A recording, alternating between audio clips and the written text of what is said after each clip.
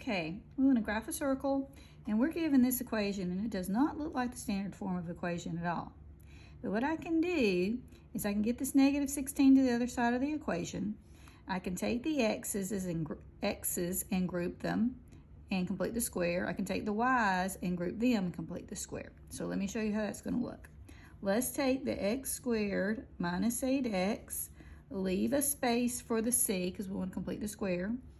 Come over a little bit, write down the y squared plus the 4y equals, now let's add 16 to both sides, and that just means the 16 will go to the other side and change signs. Now I have to go back and look at the completing the square videos here. Okay, so I need it to look like this, so I've got to create a perfect square trinomial so I can factor it easily.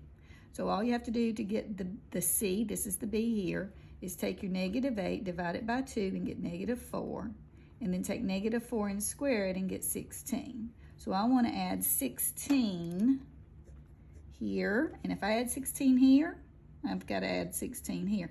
That's me creating a perfect square trinomial.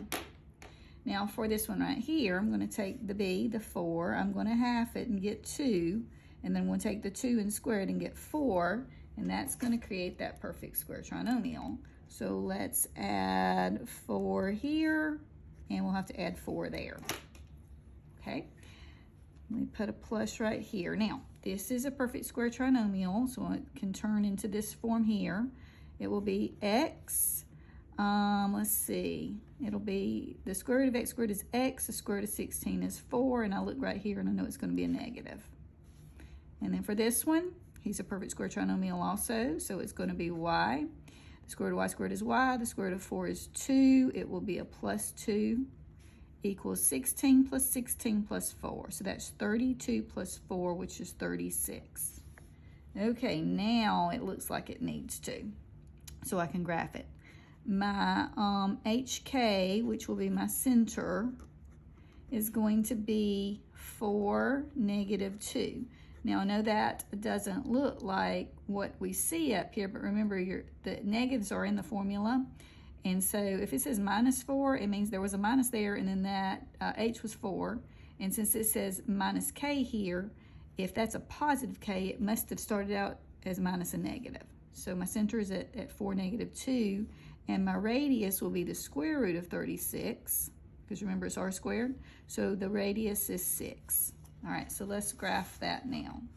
The center is at 4, negative 2, so 1, 2, 3, 4, 1, 2. And the radius is at 6. So from that point, 1, 2, 3, 4, 5, 6. Okay.